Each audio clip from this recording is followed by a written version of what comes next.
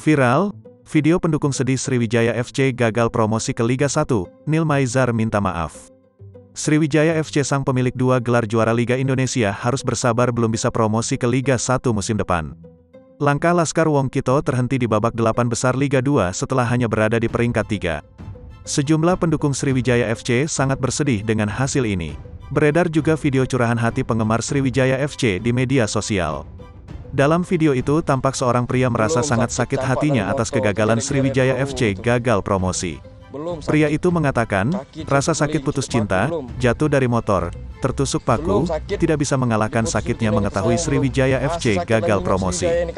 Gagal membawa tim Sriwijaya FC melaju ke babak semifinal Liga 2, Kepala Pelatih Sriwijaya FC, Nil Maizar memohon maaf kepada masyarakat Sumatera Selatan. Sebenarnya Sriwijaya FC telah berjuang ekstra all out namun hasilnya tidak diharapkan. Menurut Nil, semua pemain sudah berjuang semaksimal mungkin terutama di pertandingan terakhir lawan Rans Cilegon.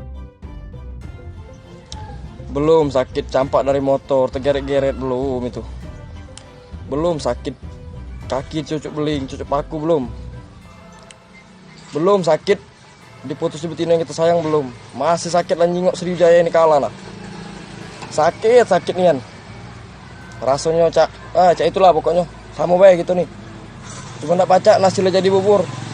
Nggak baca lagi gitu. Tahun depan nunggu.